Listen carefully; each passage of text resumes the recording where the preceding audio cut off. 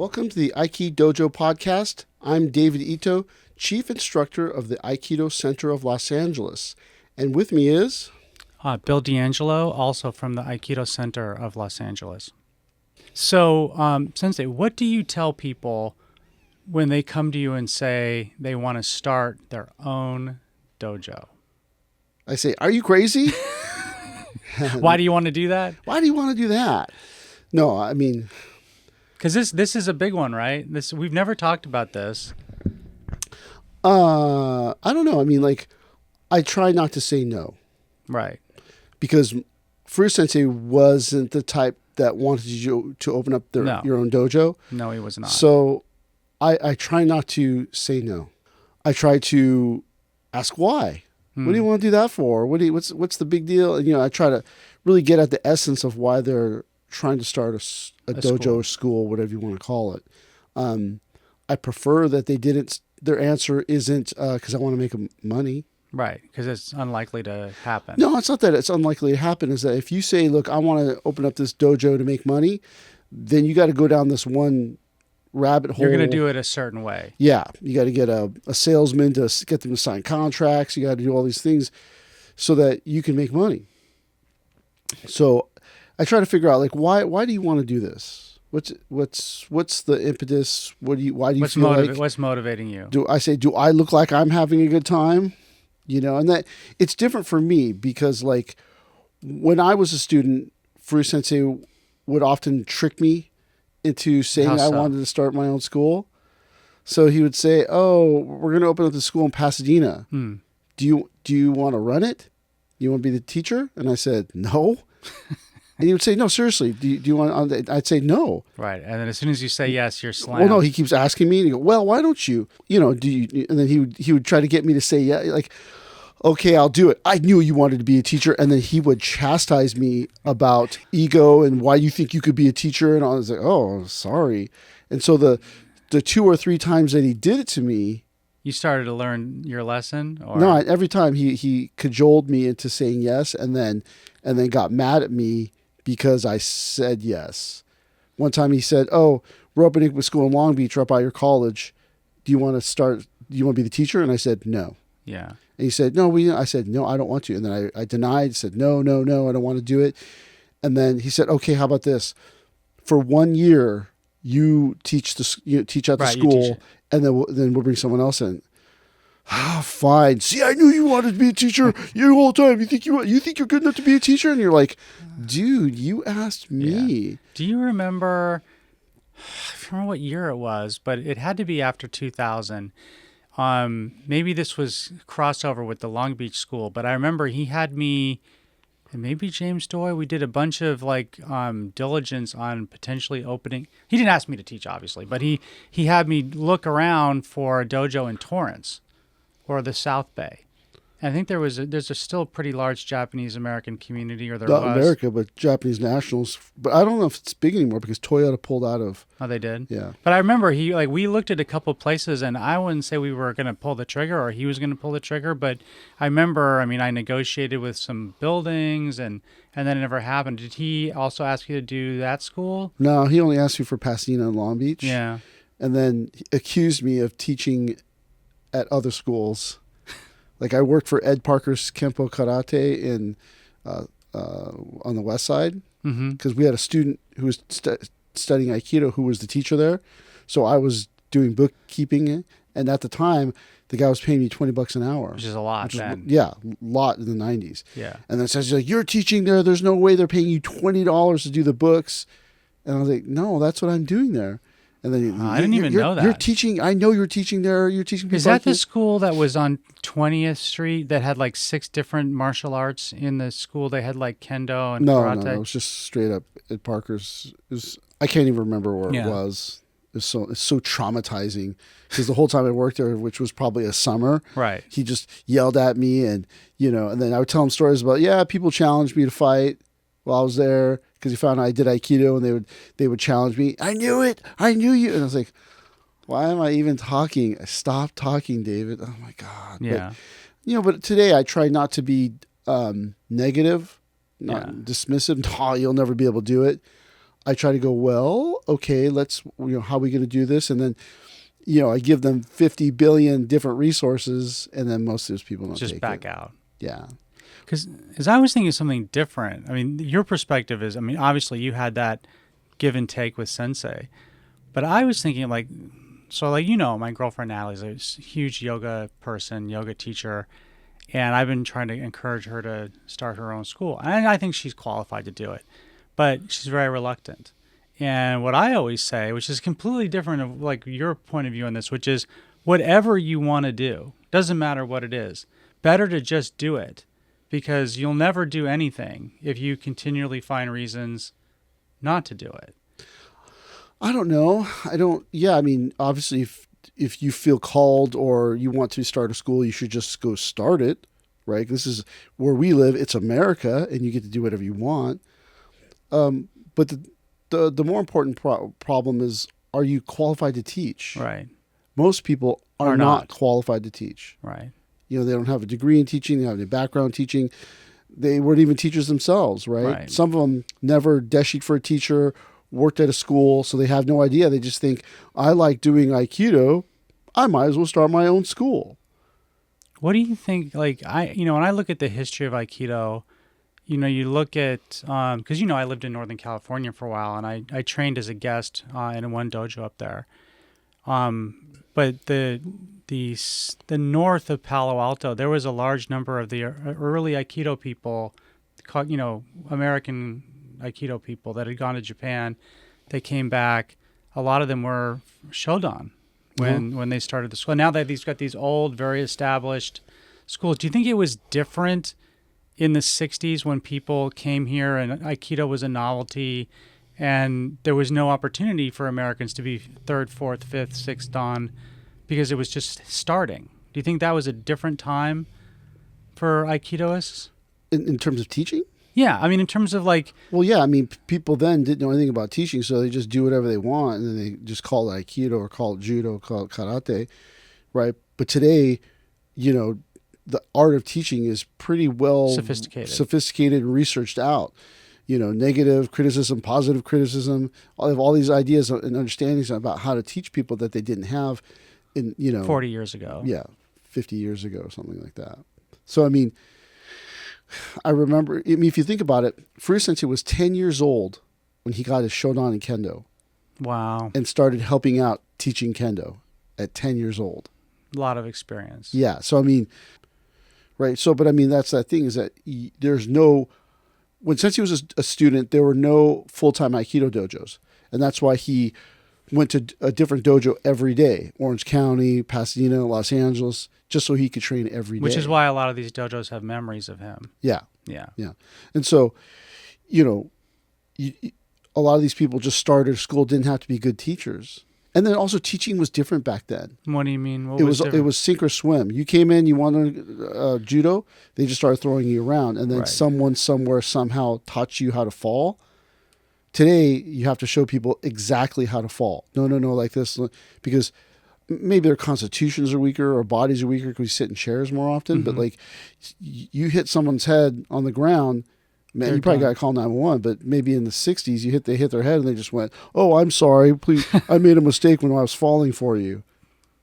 Do you think social media has changed how dojos can start? Yeah, because social media enables you to make a little bit of money, depending on how good your social media accounts are. And then that little bit of money helps you, stay the course. Right. And that the hardest part is when you open up a dojo, the first thing that happens is nothing happens. You're sitting there, and then maybe if you're smart, you talk your little cousin into being your uke to throw around. So when someone walks in the door, you go, "Oh, I'm throwing around the student." But generally, you don't have anybody. Yeah, I remember when I was training with Shir Sensei, he told me, and he was also a Buddhist priest, or was, that when he left Hombu, he was training 6 hours a day, came to America, opened his dojo in San Francisco, and he said I don't want to exaggerate, but it might have been close to a year, he said on average he had one student. So not only did he have to teach, but he basically did the class. And so, then he talked about some interesting things, which maybe you've thought about. I'm sure you have, about when you only have one or two students, like you can't be like, oh, well, let's just have lunch. I mean, you got to just do it. I mean, do what the former chief instructor of this school used to do before I was a teacher. Hey, you want to go eat? Yeah, have dinner instead of train. I thought it was really interesting because he was like, he says, I went from this scenario where, you have 100 people in class, you're training every day, 6 hours, and then you come and you're a very skilled teacher and there's nobody. Yeah. Yeah. So one of the big challenges when you start a new dojo is just it's new, right? Well, yeah, like you were saying is that, there's one student. And then you're like, great, we're one student. And then you're taking that person's ukemi. And then the second class of the day, one student comes, you're taking that ukemi. And then you got 3 or 4 classes and And then you're tired. And then you're like, great. Bill's coming along. It's been 6 months. He's really starting to be able to roll. Oh, Bill quit. Okay, next one. Okay, but isn't it great for that one student? Not necessarily. It's not that it's great or not great. It's just that the teacher or the school's trying to create momentum. Right. And then you're like, yes, Bill's doing it. And then Bill goes, I don't like this. And he quits. And you go, oh, darn it. And then you got to, this other Sally came in. Sally, she's taking my academy. And then she quits. See, like you really can't gain any momentum. And that's why it takes several years to get one, then 2, and then one drops to the 1. And then 2, and then 3. It's a very slow snowball. It can be, and that's why some people bring in a salesman. Interesting. Obviously, when you took over the dojo as chief instructor, we'd been an established dojo, right? For so it's not necessarily the same thing because here you are continuing with black belts, right? So, like if you look at the other school that we have, the Terasaki Budokan Aikido Center. It's all beginners. We opened it. A lot of our students came over. We got like maybe 2 or 3 students, and then that 2 or 3 went to like 4 or 5, and then I tore my meniscus. I remember you got injured, and I was out for 9 months. Someone else was teaching the class, came back, dropped. They all quit. Yeah, it's not that person's fault, but it's that the continuity of teaching fell off, and then that's what they were probably because they're like, oh, I like David's teaching, and then they quit. So it's like, see how it's like, and then what happened the second time? We started to get a couple students. I twisted my ankle. Same thing happened. Came back. Oh, damn it, these people quit. So that's it's interesting you talk about Terasaki Budokan because it's a dojo inside a dojo, right? It's a dojo inside of a gymnasium. No, but I physically, I just mean like conceptually, it's a dojo inside a dojo. Because the question I wanted to ask you was, like, emotionally, as a human being, who's the teacher, and you're trying to get traction. How do you approach each student? Because in the Aikido Center of Los Angeles, where we've got a long history of students, you've got students you have relationships with that go back decades to some that are new. But do you feel like really attached to those new students at the Terasaki Budokan, or how do you? I try not to anymore. You try not to. It's just like that World War II thing. Like, I never learned their names. He's from die. He's from Montana. I call him Montana because they're going to get killed, and I don't want to feel bad. And so when, and then students try to talk to me, they try to, hey buddy, what's up? And, I talk to them, but I try not to because talking to them builds a relationship. Not builds a relationship. It deludes them. And then they're like, oh, my buddy David, and then you're like, dude.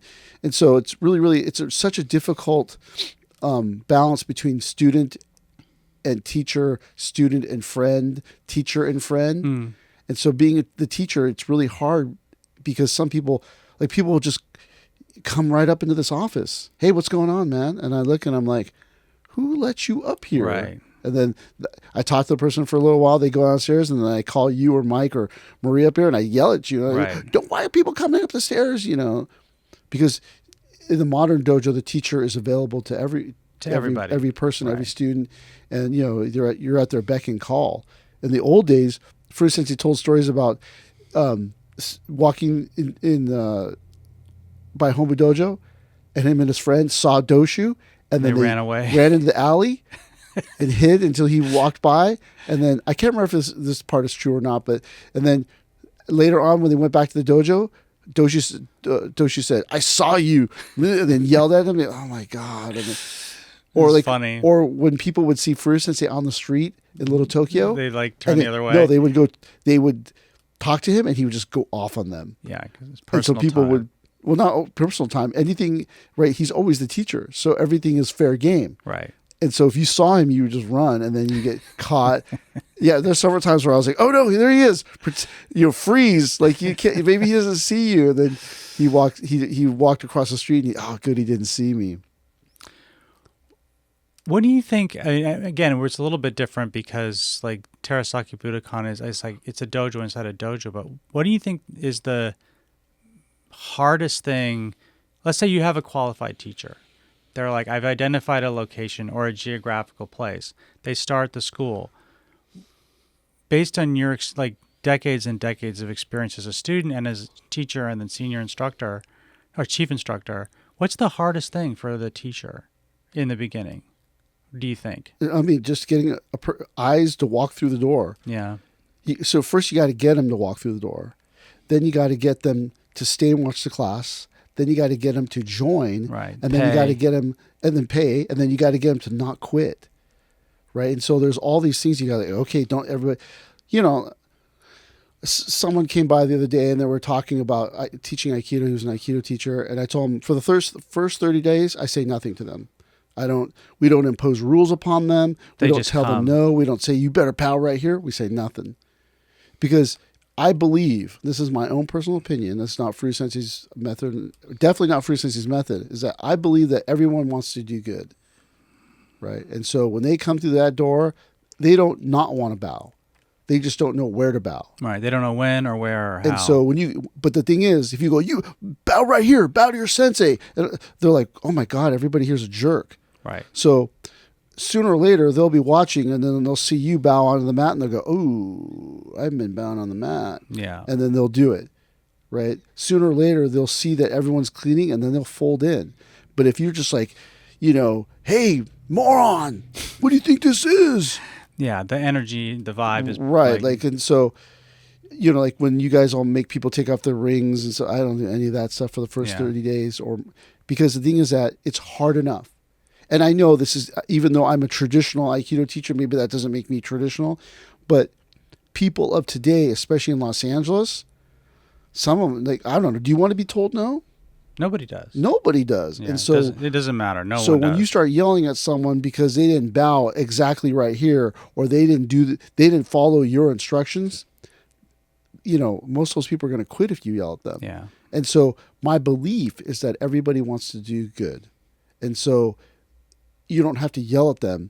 You just have to quietly come up behind them. Demonstrate or go up behind them and go, hey, Ito Sensei's going to come downstairs and see that you didn't bow. And you're supposed to bow right here. Oh, thanks. Right. But if you're like, hey, moron, bow to your, Well, it's interesting what you're saying, because I think one of this, I've never started a dojo, but I know people who have. And I think one of the things that's interesting you're talking about is, when you have black belts, when you have senior students, you have allies, right? And they can help do some of the work that it's better for the sensei. It's the seniors are supposed to do all the work. Right. The teacher only carries a hammer, but that's why you can come behind and be like, psst, right? Hey, you gotta bow right here, right? Right. Oh, sorry. Hey, I'm just telling you because I don't want you to get in trouble. Right. But what happens is that people fall in love with authority. So then the sensei yells at everybody. And then the seniors yell. And then the seniors yell because they want their authority. Everybody's screaming for their authority, right? Like, it's a better to be loved or respected or whatever that line is. And but that's the thing is, like, for me, I might be a traditionalist, but I'm not militant about it. Right. I'm like, people ask me, what should I call you? And I said, oh, David's just fine. Right. And then I hear other students run up behind him and go, don't ever call him David. You address him as Sensei or Ito Sensei. And I go, I'm just not married to that. Right. That formality. The formality and the superiority over others. Right. Right. Like the proof is in the pudding. They'll respect me because I dedicate myself to Aikido, and then my Aikido strong and all these things.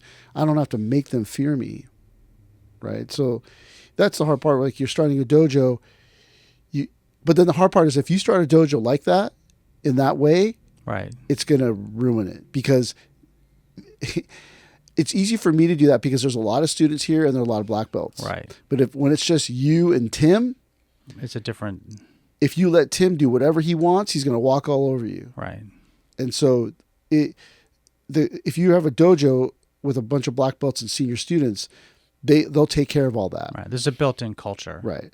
Yeah. But if you're one-on-one by yourself, it's better to be a little bit more disciplined. Like, hey, this is where you bow. And then they go, why do we bow here? And you go, oh, the reason why we bow here is because this is that. But the heart, you better not be this guy. Why do we bow here? Because we bow here? Right. You don't want to be autocratic. Yeah, or a jerk about it. Yeah. You want to be kind in that. Because again, you're trying to gain momentum. And every person will see you bow and then they'll bow. Right. No one here goes, you bowed, I don't bow. Very rarely. What would you say is like the first inflection point in a new dojo where you're like, oh, like I think it might actually last more than a year? Like what is it getting more students? Is that what it is? I don't even know. Yeah. Because I don't start dojos like that. Right. My dojo, my personal dojo at Terasaki Budokan is limping along. Right, because I keep getting injured when it starts to get good. I get injured and then it falls apart. And you go, oh my gosh, like, and it's also got a crappy time slot. But the thing is that it takes years to get it off the ground. Furuya Sensei said that it takes 15 years to become established, and I totally believe that. Right, we're going into our 18th year with Furuya Sensei being gone. And I wasn't the teacher originally for the first 8 to 12 months. So it's really moving into my 17th year. And like right about now, you go, oh, yeah, he's right. And the reason why it takes so long to become established is because you don't know who you are. You learn yourself. Yeah, you process. Think you know, oh, yeah, I kick ass. I beat up people on the oh, you can't do that anymore. And then it takes a long time to figure out yourself and figure out who you are and how you teach them, your methodology, your style. Right. I mean, to find your true methodology, if we just go by my own timeline, I have not even found my own methodology. Still evolving. I'm still using Furuya Sensei's methodology and the methodology I learned in school, in college. Yeah. As a elementary physical education teacher. And so you have to, at some point, find your own way and then find your authenticity. And then the reason why, this is my opinion, the reason why people join your school and stay is because of authenticity. The reason why they leave, in my opinion, is because of inauthenticity. It's not authentic. They see that you're full of it. You say, oh, you got to act this way. And then they see you not acting that way. Not following. Right. We don't eat meat here. And then they see you at the drive-thru at In-N-Out Burger. The hamburger. And then they go, I thought you don't eat meat. Oh, this is all bullshit. This is a cult. Right. And so that's the hard part that, I say to the students, I'm rarely late. Right. Even though I'm almost never late. Sometimes you are. No, not sometimes I'm. Very rarely. The reason why I say I'm rarely late is because one time I was late. And it was bad. No, it wasn't bad. Intensive was at 6:30 a.m. I live an hour away. I usually meet Mike at 5 a.m. At 5:15, he called me. No, he called at 5:30. He called me. He's like, "Are you coming?" And I was like, "Oh my gosh!" And it took me like an hour to get there. And I walked through the door right before class, the bow-in. Yeah. So, but then, I've almost that's never been late, right? Yeah. But so I can't. But the moment you start saying never, I don't do that. I hate that. People feel you're dogmatic. Well, you feel dogmatic, but if they catch you, then you lose credibility. Yeah, you lose all the credibility, and they go, "Oh, Mr. I don't eat meat is over there eating hamburgers." Oh no! My doctor said, and so that's where you have to find your authentic self so that you can when you say I don't do that, it's true. When you say I do that, it's true. But if you like I'll tell students stuff all the time, and I'll say, this is how you teach breakfall training, but I did not learn how to breakfall this way. I learned sink or swim method where someone just threw me. And you evolved it. And it evolved over time. But now I have a method to teach break fall. But I tell people, this is my method. I didn't use it, but this is what I figured out how to teach it. This is an effective way. Yeah. But if I just say, this is what we do and this is how I do it, you run the risk of someone later on hearing that you go, I didn't even do it like that. And then they go, what? And then you lose credibility. So I have a question about new dojos, continuity of old dojos. Like when you look back, like at Furuya Sensei, our teacher, like when he was young, he trained in Japan. In the 60s and 70s, maybe people didn't talk about authenticity, but they could say like, I trained under second doshu or something like that. Furuya Sensei trained under second doshu. Right. And the funny thing is that in the old style of teaching, it is no teach style. What do you mean by that? It's Minan Keiko. You watch and you do. And you learn. Copy, right. Watch, copy, and learn, right? And so when I teach my students, I studied, under Furuya Sensei, and when I teach my students, I teach them exactly the way Furuya Sensei taught me, which is not true. Right. It's not true because, and this is going to be shockingly, I don't know, a lot of people might not agree with me, but like, I had this thought that Furuya Sensei never wrote down his teaching methodology, nor did he say, this is the way I teach. We had to watch and copy whatever and however he taught the day before, you taught the next day that way. Right. You tried not to vary. You didn't vary the techniques. You even tried to say exactly what he said. Exactly the same words, right. And then that imprints in you a certain way to do the techniques. Doing it that way, you learn the progressions by watching. Right. But the thing is, that way takes 10 to 20 years to learn and implement. Right. And so when Furuya Sensei is teaching that way, and then I teach that way, if I only studied under him for 2 years, even though I was there every day for 2 years, it's not enough. I might have missed something. Right. So, when people go, oh, I lived in Japan and trained there for a year. That doesn't mean nothing. Right. Right. Especially if you walked in with no one knows you. No, not that no one knows you, but you came with a different style of Aikido, even though it's all Aikido. How long did it take you to learn their style? Right. Right. Could be years. A long, long time. Right.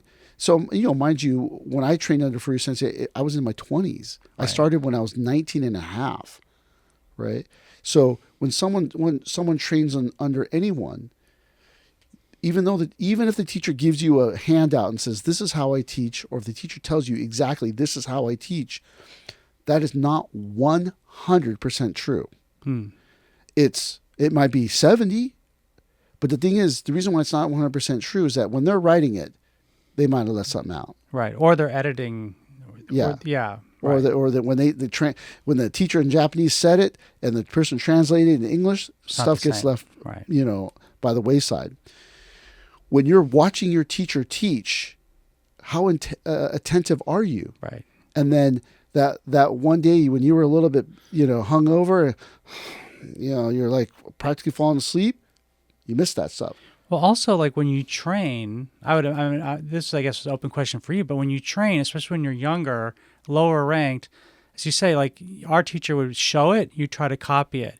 And so the first level is just copying the technique, but what you're talking about is second level or third level, which is not only being able to copy the technique, but to copy the way the technique is being demonstrated or taught. But that's when it comes down to that shu-ha-ri, right? Shu is you have to copy it exactly. Ha is the details, and ri is the transcendence. Right. Where the transcendence comes from is that when you realize, oh shoot, there might be things that I don't know, and then you embark on a journey to learn them, figure it out, then that's where you transcend. So when I was having lunch with Kojima Sensei, the priest at Zenshuji, he told me the teacher only teaches you only can develop you 50%. And that it's your job to take that 50% and develop yourself for the rest of that 50% to make it 100. And so when people say like, oh, I'm doing it exactly like Furuya Sensei did it, you might be. And I do Furuya Sensei's method, you're not. Right. Because it's not that you're not. You're close. You're 80, you're 70, maybe even 90. Right. But remember, Your limited perception, watch this person do this thing and say this thing. Your limited perception, your limited understanding said, that's what this is. Right. And then all those things that you lost over time through memory degradation or not paying attention, or you were a little bit drunk that day, whatever it is, there's things that are lost. And then, but what ends up happening is that once you realize that, you go, for instance, he told me that there's 26 letters in the alphabet, but I just realized that there are 35. Right. And then you find those other 9 letters. And then because you found those other 9 letters, you're like, oh, that's how it's done. So if you look at Furuya Sensei's timeline, he started assisting at 10 years old, 1958-ish. Right. 68, 78, 88. In his 30th year, he developed a group of high-level students. Right. Right? In his 30th year. I'm barely, I can see 20. Almost 20. 20 almost coming. And then I go, oh my gosh, that means in 10 years or 12 years, I should be able to develop a group, not one person. But like 10. Yeah. And then so you think, but I haven't done that yet. So if I haven't done that yet, I must be missing something. And that missing part could be details. That missing part could be, pedagogical techniques. That missing part could just be the misunderstanding between cultures.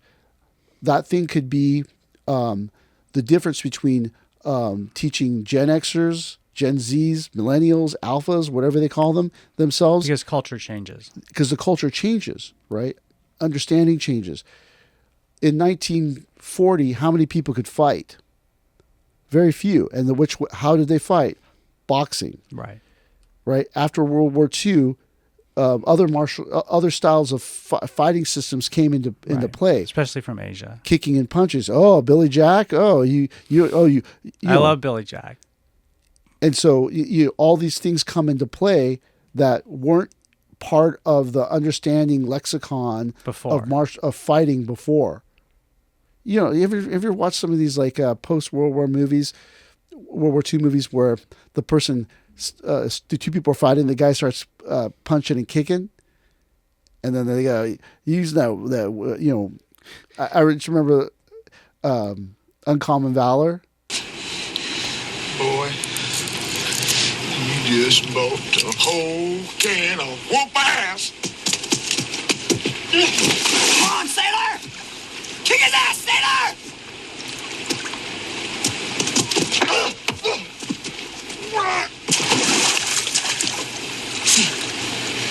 Boy, using that Oriental martial bullshit on me is gonna get real expensive.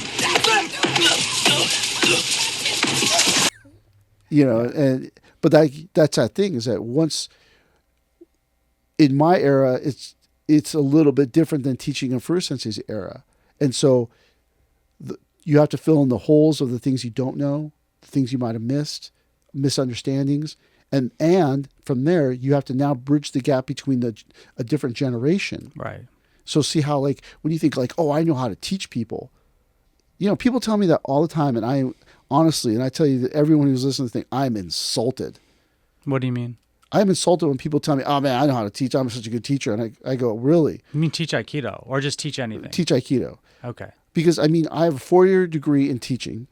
I was a personal trainer for over 20 years. Yeah. Right. I've been teaching Aikido for almost 20 years. Almost 20 years. I trained under my teacher. I assisted my teacher, and I still go, God, I don't know what to do. Right. And that when people are like, yeah, I got it, I go, do you?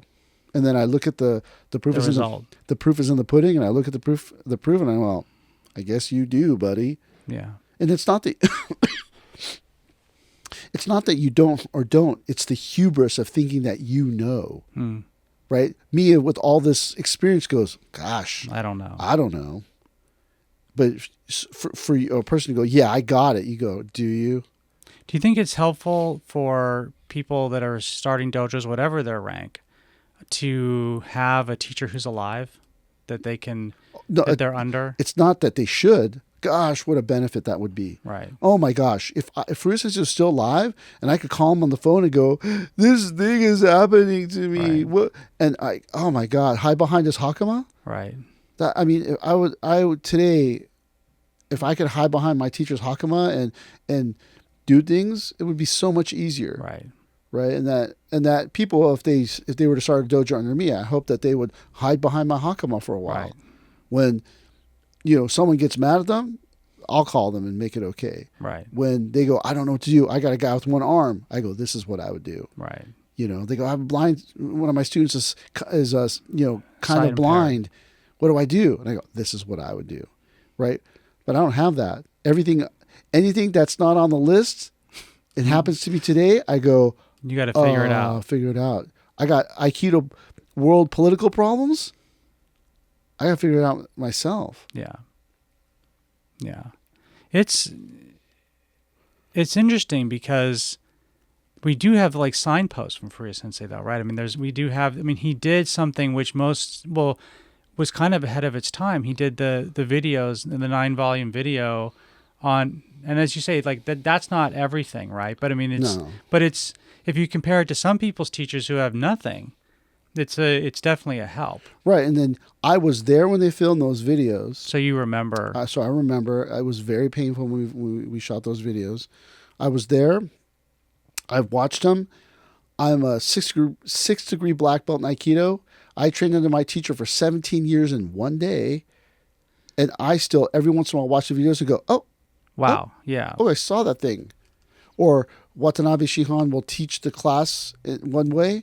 And I go, I think he's wrong. And then I'll go to the videos and I go, oh, I guess I'm wrong. Yeah. Right. And I mean, I'm experienced. Right. So qualified. If you don't have that, what do? You're like, yeah, I know everything. Right. Like that's the thing that blows me away when people, I know everything. You're like, do you? Wow. And there's also like most martial arts have a pretty sophisticated curriculum. Yeah. And so there's systems. Yeah, there are systems. But there's a lot to learn. There's a lot to learn in Aikido. Yeah. And then Aikido, which is different than many other martial arts, is that there's no certification of teaching ability. Right. Not that any of those things mean anything, right? I have like 5 personal trainer certifications today, and I haven't trained anyone in a long time, 10 years, right? So those things don't even mean anything anyways. But the thing about it is that like if you, in other martial arts, you have to demonstrate how you teach. In Aikido, there's lots of ways you just don't. Right. And that's not good or bad. It's just dangerous, right? So if you go, yeah, I'm going to start a school. Okay. How are you going to teach people? I don't know. Figure it out on the way. You go, woo, hard. So if you were, this will never happen to you, but let's say like because of your family, you had to move to a faraway place. What's like the biggest lesson you've taken from, taking over a dojo and teaching for almost 20 years as the chief instructor? What do you think you've learned or stolen in the last 20 years that you think would level up being able to start a new dojo? It's not that there's this one thing that I would have or not have. You have to realize, like, Furuya Sensei took a person like me with no athletic ability, shy, quiet, anger problems, and all these things, and he made me into a person who can not only teach, but I can speak in public. I'm an ambivert, right? I'm not an introvert. I'm not an extrovert. I'm an ambivert, and I have a very good fake extrovert mask because I'm really an introvert. He taught me all those things. So if you drop me in Montana and I open up this school, I will build my school a certain way based on how I was taught. Right. I will talk to people based on how I was taught. And he made me into a person who seems like they're outgoing when I am not. Yeah, when inside you're not necessarily wanting to do that. Not at all. I don't want to talk to anybody. And then not only that, but I have a degree in teaching, right? And have all this experience of teaching. So it's not going to be as hard for me. And I'm not trying to be arrogant. And not that I would ever start another school. I don't have time for that. Right. But if I were to, compared to someone that has just 10 years of Aikido training experience, like, I'm not trying to be, like awesome or anything like that, but like, I'm very lucky that my teacher was strict and Super mean strict. and made me be a certain way. At all the Christmas parties, I had to run the Christmas party, and then I had to run the raffle, and every big party, I had to give a speech. Right. At the end, he was like, "Oh, David's going to MC the demonstration," and I'd be like, "Me?" Yeah. And that's because you know the reason why I had to start MCing the demonstrations, because Watanabe Shihan cussed one time when he was done, and he got when mad. he was MCing, and says he got mad, right? And then David has to do it now, and you go, and then when I was a student, there was I'm not doing that. Right. There was just the height. Yeah, just and do then what you you're go told. there totally nervous and go, yeah, I got to do it. He's making me do this. Right. And so I have a leg up, right? But what would someone do who has, 10 years of Aikido experience, just training experience, Right. and they want to start a dojo, and then you think everybody does breakfall. Oh, shoot, Tim hit his head. Well, maybe I shouldn't teach everybody breakfall. Oh, let's do, Aikido Toshi, breakfall. Oh, someone broke their collarbone. Oh, no. Right? Like, the learning curve is really, really steep. And that's why you need a teacher to go, we don't do that. And then you go, what do I do? And you go, here's the progression. Follow my progressions. And then you're safe. Do you think that the future of Aikido, that people starting new dojos is critical to the survival of Aikido? Well, yeah, I mean, obviously, because if I age out and close this dojo, something's got to come in its place.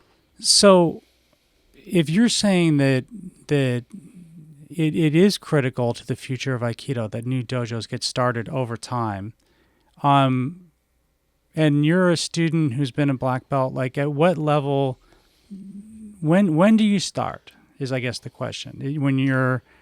Because I guess there's rank, there's talent, there's ability, there's your teaching style, there's your humanity. How do you mix all those variables and say, at this stage, you're okay to start? Typically, right? That means that's not all not a hard and fast rule, right? Is that it should be Sandan. Yeah. The reason why it should be Sandan is because that's the and based on how the Aikido ranks are The way given they're out, structured. Shodan and Nidan are merit ranks, which means all you got to do is pass the test and look decently like Aikido. Right. Sandan and Yondan, those are technical ranks. Right. To where you have to demonstrate your technical knowledge of the rank Right. of the Aikido techniques. 5th Dan, 6th Dan, and above, those are all teaching ranks. Right. So ideally, yes, you would start teaching it. You would open up your dojo at 5th or 6th, but that's a little bit too late. It's not practical. Well, it's not that it's not practical. It's late because You're going to be older. you're going to be older, but you got to make all these mistakes en route to becoming this person, right? And so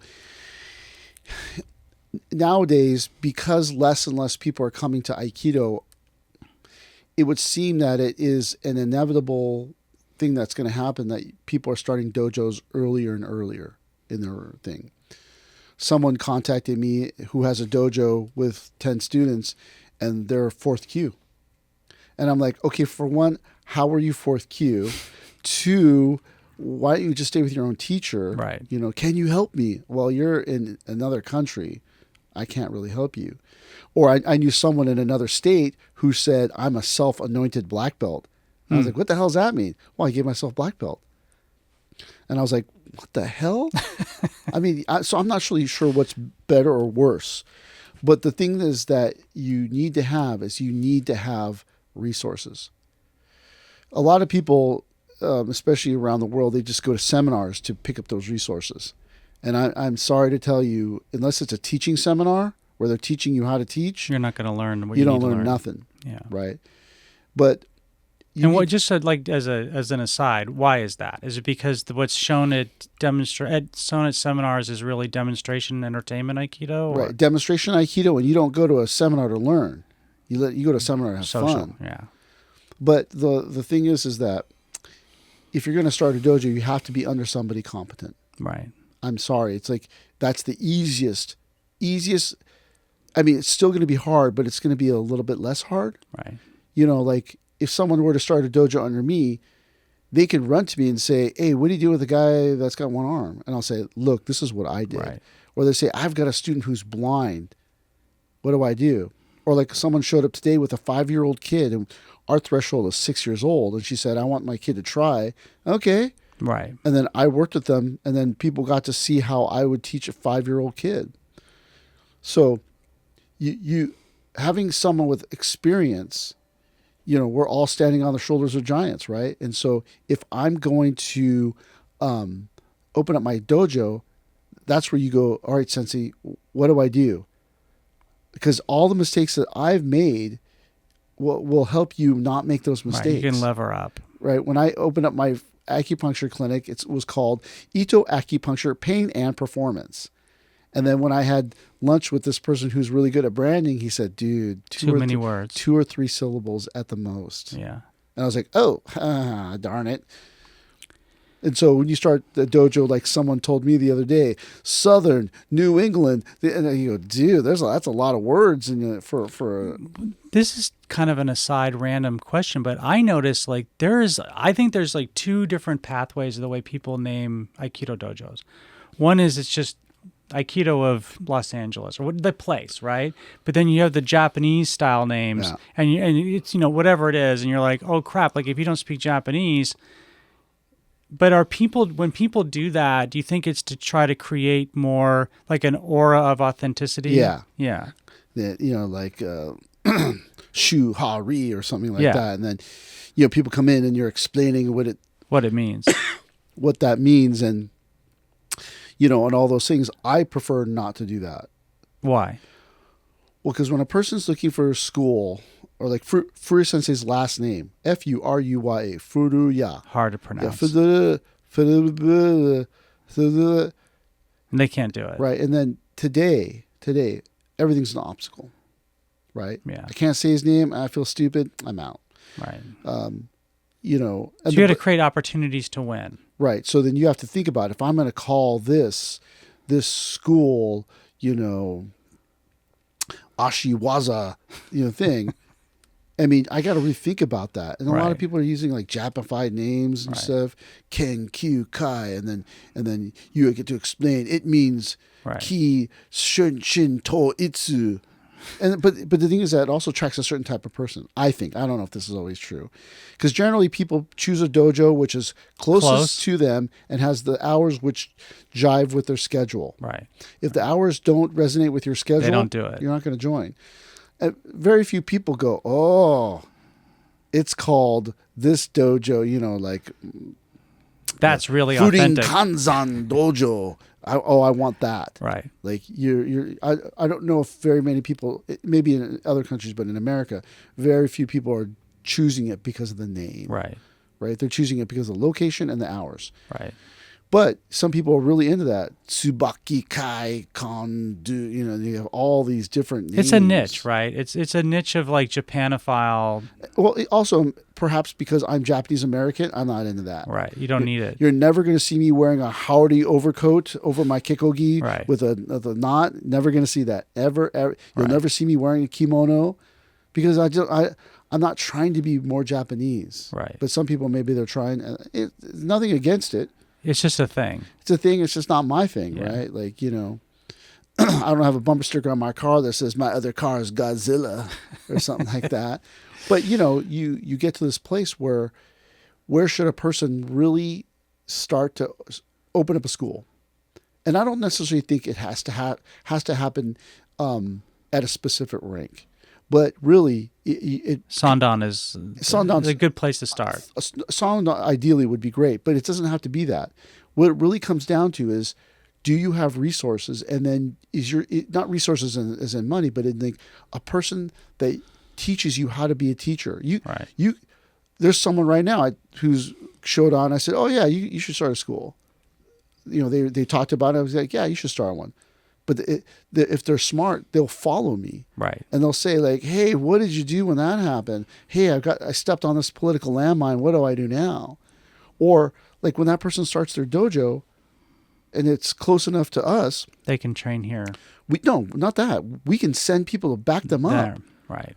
You're sick, you got food poisoning, something happens. You got a substitute teacher. You go, Bill, can you come? And then you're like, I'll leave right now. Right. As opposed to, oh, no, I'm nowhere near anyone that could possibly help me. Right. Like that would suck.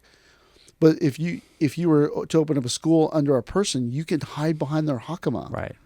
You can say, what do I say? What do I do? You can draw their power out. Yeah. They can help you get on your feet. Right? They can send black belts to back you up. They can send people to train there. When we had our school in Santa Monica, Furuya Sensei would send a teacher and an uke. Right. Oh my God, they sent an uke? Like, man, that helps out so much when you have a person that could take your ukemi and help out with the class. It's a totally different level. Oh gosh, like whenever Sensei would send me to Santa Monica and he would tell somebody to go with me, when we were driving there, I was like, oh, thank you, because it's so much easier. Right. But like that's the thing is it doesn't. I guess it really should matter that you don't start to a certain level, but it doesn't. This is America. You do whatever you want, right? Right. But if you're going to do it, you got to do it the right way. That's the thing. You have to have no humility about saying, hey, David, I need help. Which way do the shoes point when they're in the Genkan? Oh, the toes always point out. Okay, thanks. Right. As opposed, dude, there's several times where I'm like, hey, Mark, hey, Ken, did Sensei ever talk about this? Right. Oh, yeah, these things. And I go, oh, right. Wow, that's cool. But if I didn't have that, like, dude, there are times when I go, what's the Japanese word for that? And then I literally will pick up my phone to call my mom, and I go, oh. Can't call her anymore. Can't call anymore. And then I go, and then I have to sift through the rubble of trying to figure out what that word is, hoping that I didn't get it wrong. Right. But when I was a kid, I would just ask my mommy. Right, you have a resource. And my mom would say, oh, Japanese people will say it like this, or this is it. And then she'd make me say it, and she'd be like, no, it's like this. And I'd be like, shut up. Yeah, now you're like, I wish I had now that. I go, where's my mommy? Right? And so today, I wish I had Furuya Sensei. Right. I wish I could go, hey, Sensei, what should I do? This thing happened. And then he would go, oh my God, you can't do it like that or something. I got to step on that landmine, blow off my leg and go, that's what it's all about, right, huh? And recover. And then I have to recover. So maybe this is my last question about starting a dojo, but I wonder, because we've kind of talked about this. You're saying like, yeah, you should probably start a Sandan as a minimum, assuming you're not like really old. But do you think people get dojo stormed anymore? I mean, there's the internet bullshit. Well, you know why they don't have dojo storming? No, why? Because assault is against the law. Right. And like, no. Also, nobody is that level. Like, I mean, here, knock on wood, we never had it. But man, in the old days, I was like, please, I wish it's today. Right. Right. And that, it's just against the law, but also people don't do Aikido like that anymore. Right. But when I was a student in the 90s, people didn't storm the dojo. It was very aggressive, though. You went there with 5 of your students, and then you beat up everyone in the class. Right. Or you get beat up yourself. Yeah. Yeah. Ideally, you wouldn't go unless you thought you could win. Right. Right. But yeah, people don't do that anymore. But I've been at dojos when I was this is still the 90s, where I visited a dojo in Japan. And they said, you're going to train with this guy for the whole class. Yeah. And then this guy tried to take me out. But they don't do that anymore either. But like, the world is just a different place. This is a business. I think it was at Taitetsu Uno. He had a dojo at a college, and they voted him out while he was in Japan. Wow. That can never happen. You know why? You know why that can never happen here? Why? It's an LLC owned by me. So how are you going to do that? But you could, which happened to Furuya Sensei a couple times, is start a coup and then start a dojo a mile away and then take half the students.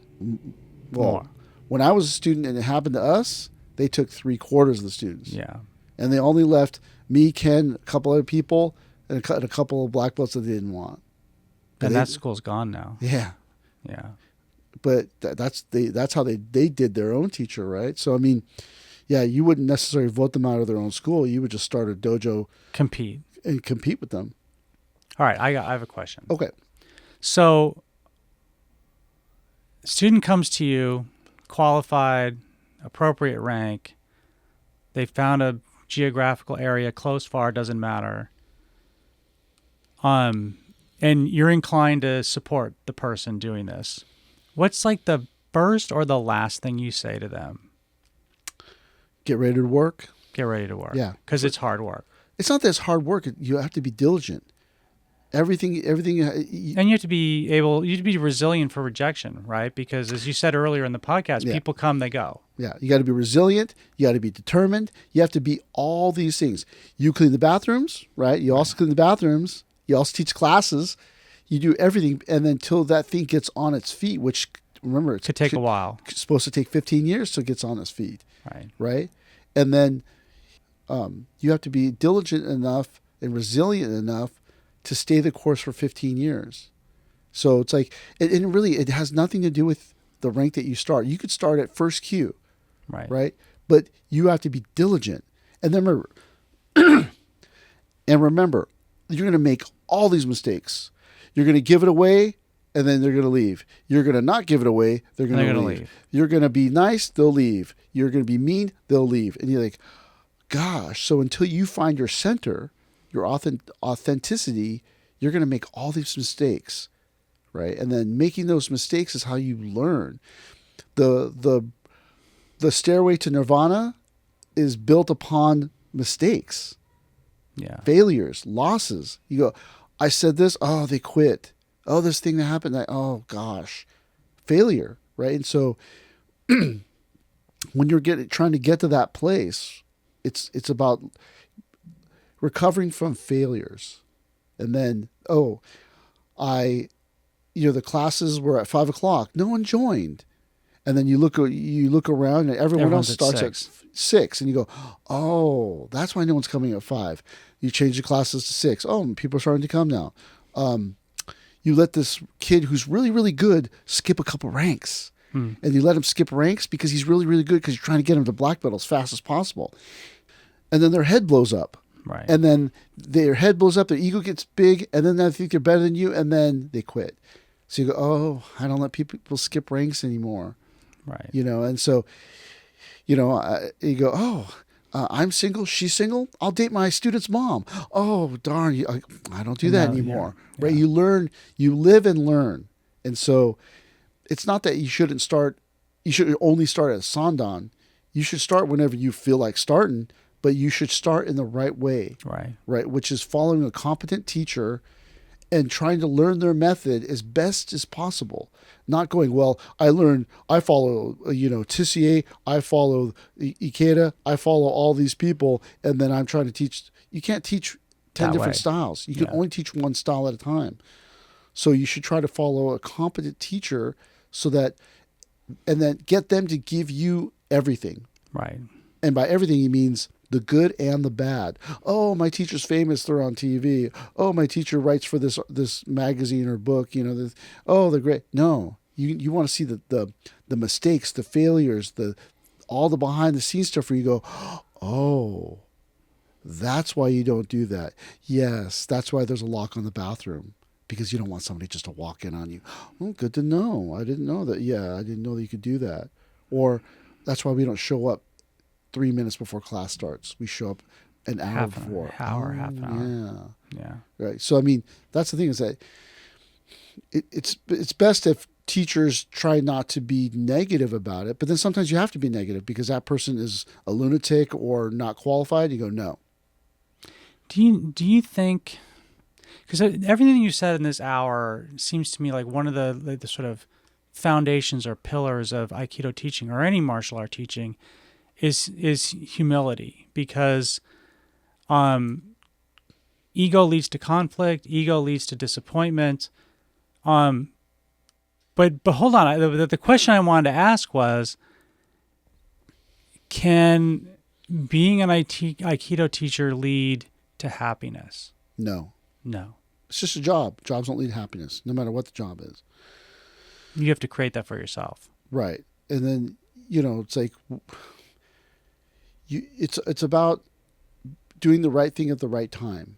is this person ready? Is it this thing going to happen? You know, can you be positive about it? Can you ask them? Can me as the teacher set them up for success, Right. or set them up for failure? Like when we talked about in the beginning, Frida Sensei forcing me to say yes and then attacking me because I said yes, right? That makes me not want to be a teacher. Right. But then, you can't be this other person who's like, yeah, you should go for it. And then, you're only letting them be a teacher so that you can make more money and get more students. Right. Right. Like teaching is one of those professions that is thankless. Right. The worst thing about being a teacher, the worst thing, hands down, is you don't get to choose your students. Right. They choose you. The student must choose you. So you're like, oh, this guy, he's really good. Oh, he quit. Right. Doesn't choose you. I wish you would stay. I wish you wouldn't quit. Oh, I should have quit. Yeah. Her? She wants to be on my student? Bleh. Well, I guess this is all I got, right? And like, so I mean, it can be a very thankless job. So that's why, because it's thankless, you must be authentic. Right. Because the only way for you to survive is to be authentic, right? One of the things you said is that, you got to be humble and have humility. On a certain level, that may not be true, because you have to have an ego. You have to be a bit narcissistic to think I could do this. Right. Because if you don't, you may not try. Right. Right. So you have to be a little Michael Jordan narcissistic to even try. Right. And so, but then you have to also temper that with the humility. Like, maybe I don't know, but there's got to be some times where you're like, I'm just going to do it. Ow, I got burned. Right. There's a level of self-belief that's necessary to even get started. Right. Yeah. Well, that's a really strong point, I think, to end on. We've kind of ranged across a bunch of issues, and I think what you said, like, you have to, in order to get started, you have to have a certain, like, in business, you'd call it like entrepreneurial confidence, or sometimes they call it fake it till you make it, which I don't think we want to be doing in Aikido, but there is an element in any new enterprise where the process, like, if you don't start. Yeah, you can't finish if you don't start. Right.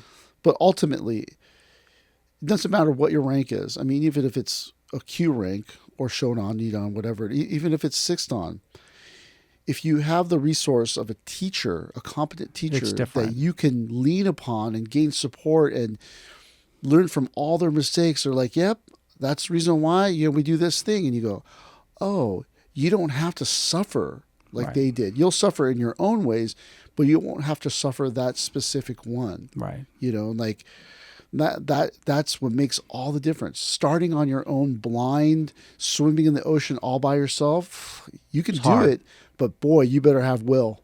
You better be obstinate. You better be that person. And most people, it's not that they don't have it.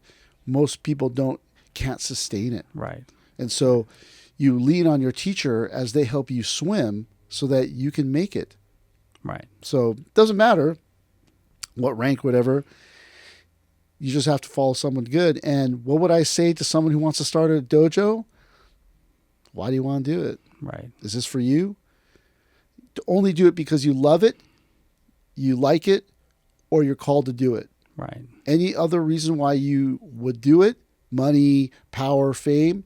Will fail. You might fail, or the worst thing that will happen is succeed. You'll succeed, and then you'll just be a fraud. Right. Right. So I guess we'll stop there. I think it's a good place to stop. Thank you for watching, and don't forget to like or subscribe. Thank you very much. Thank you.